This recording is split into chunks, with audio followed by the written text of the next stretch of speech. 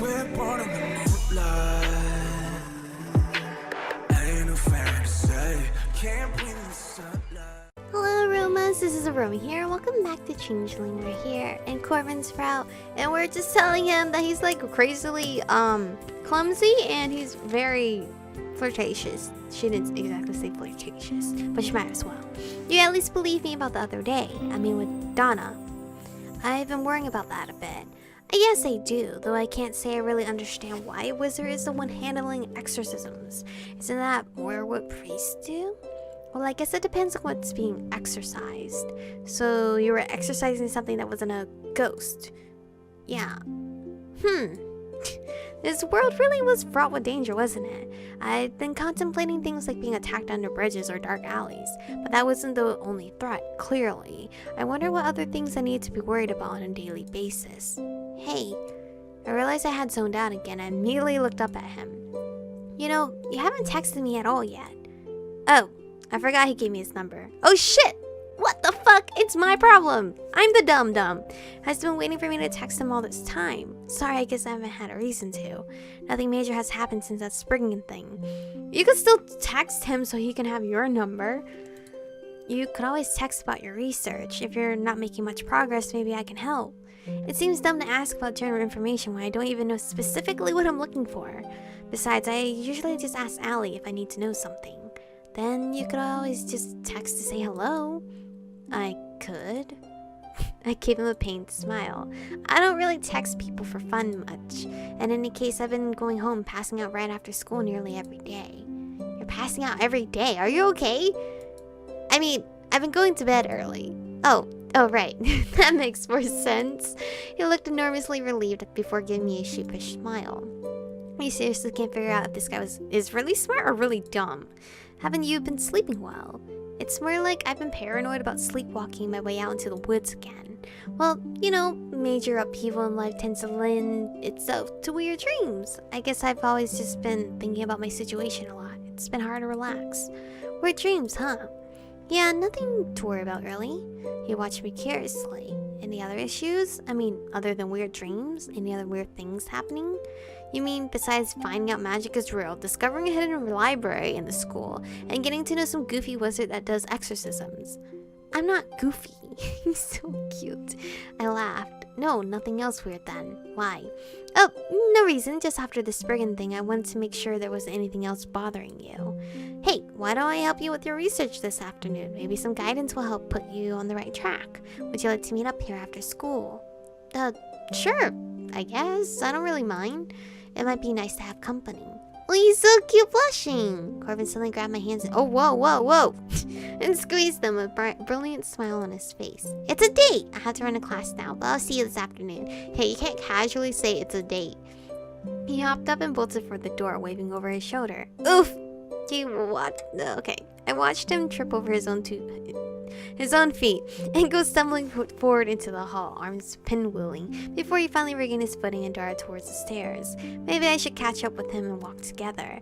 At the very least, I could probably try to catch him if he attempted to fall down the stairs again. Or I could also try to skip class and read the whole time. What? What the fuck? Catch up to Corvin. Hello? We're going for Corvin, and why won't you... Hello? I quickly gathered my stuff and darted out into the hall before Corvin could get too far. Corvin! Because don't we have the same class? Maybe? No? Literature? No, I don't think so. He was already nearly to the stairwell but stopped to look back at me. Jeez, he moves fast. I'll walk with you.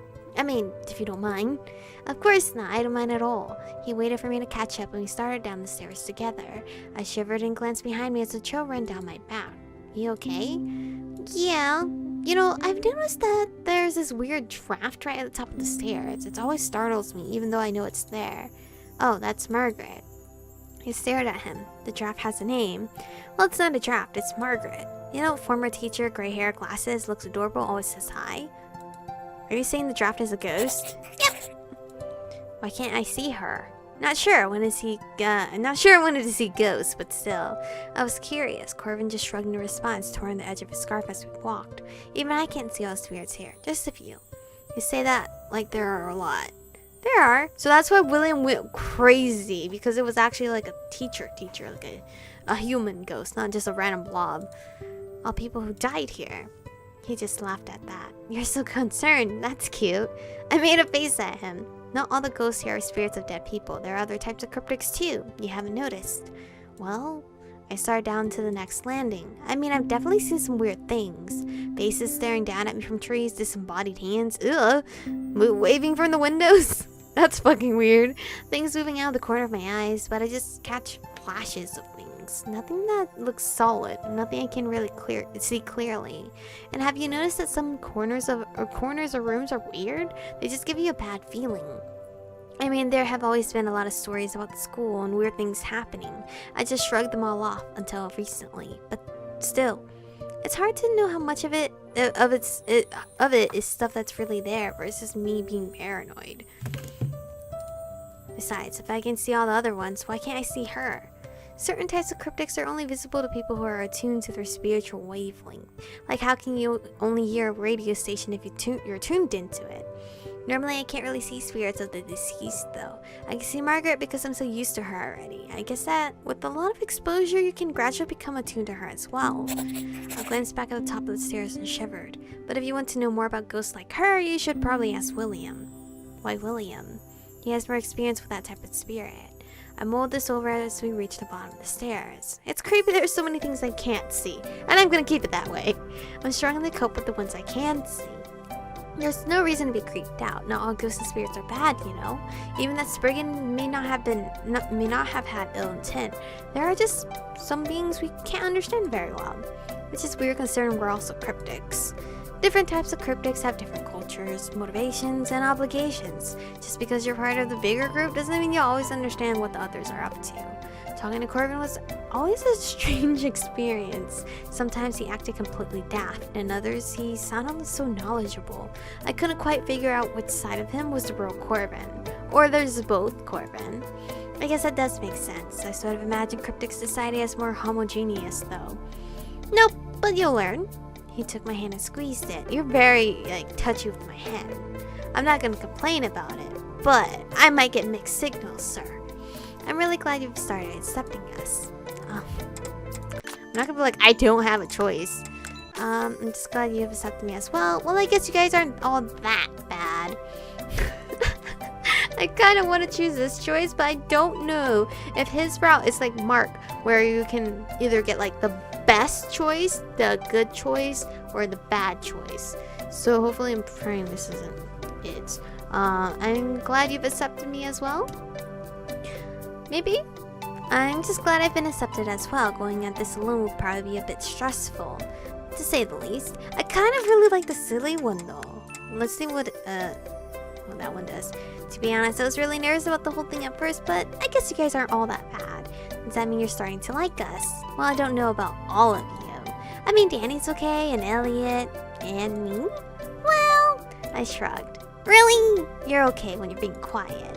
Michiko, I'm never quiet. I shot him a tease and grin. I know. That was mean. You're so mean. So I've heard. Now you just need to threaten me into a wall again, and it'll feel like the day is complete. I sniggered softly as he leaned down to peer at me curiously. I'm not even a little okay? I guess you are. A little. Glad to hear it. I really like this. I don't know if it's the correct choice. He looked way too pleased by that, but I'm gonna stick to it, because I actually really enjoyed that.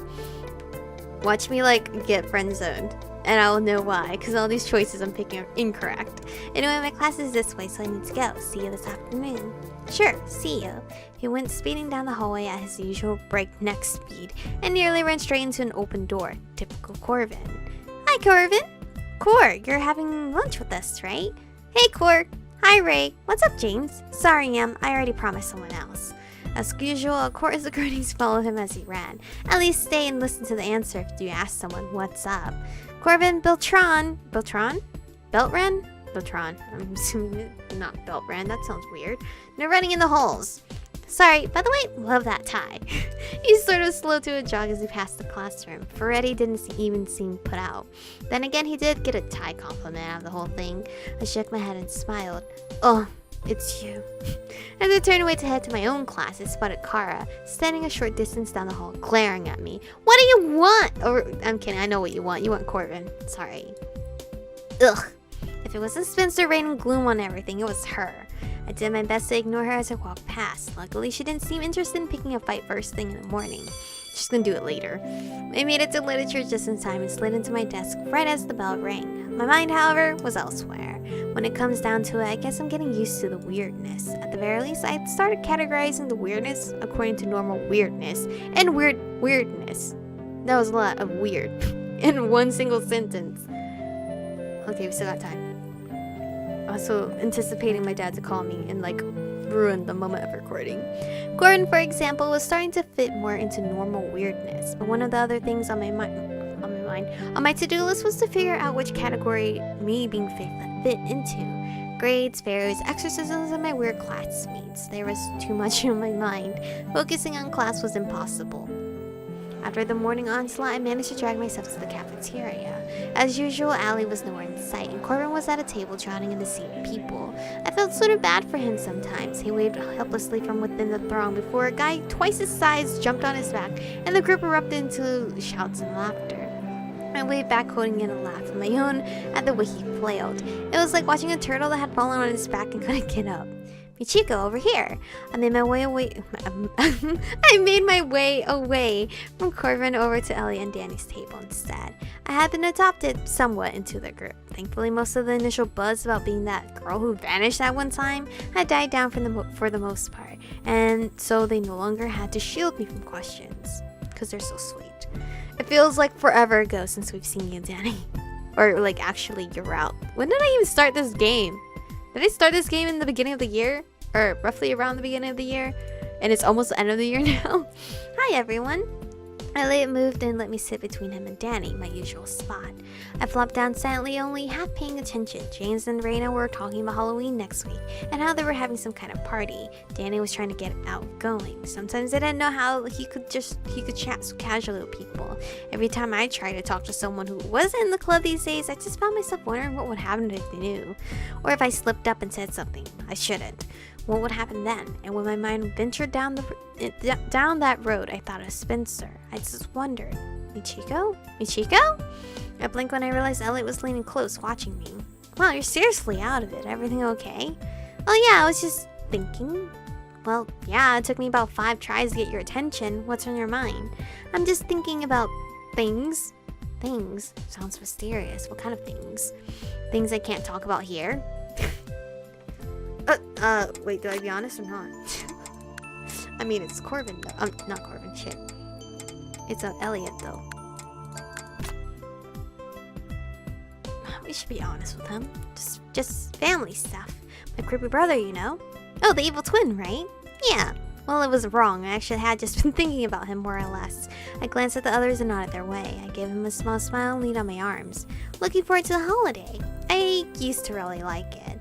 I guess it's more of a work day than holiday for me now. What do you guys do anyway? Wait, what are you two talking about? Nothing, Dad. We're not talking about anything. Danny had leaned over, resting his chin on his hands as he grinned at us.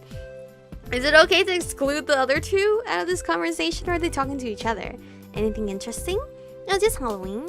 I realized everyone at the table was listening now that Danny joined in our conversation. God damn it, Danny! You know, the parties and candy and weird costumes, and nothing at all supernatural or paranormal? Nope. No illicit conversations going on over here. I'm not going to let you off the hook regarding the party, Danny. I'm sorry, but it doesn't matter how much you badger me. I already promised to help out around the neighborhood this year. Every year? You do that every year. You've never made it to a single party. Sorry, it's kind of become tradition. You know, neighborhood watch. Elliot, you coming this year then? Sorry, I agreed to help Danny this year with the neighborhood thing. Nice save, Elliot. But anyway, this is where we're going to stop for today's episode. My throat's killing me. I gotta drink something. And still waiting my dad's phone call. So, thank you guys for watching today's episode. Stay beautiful, and I'll see you guys in the next one.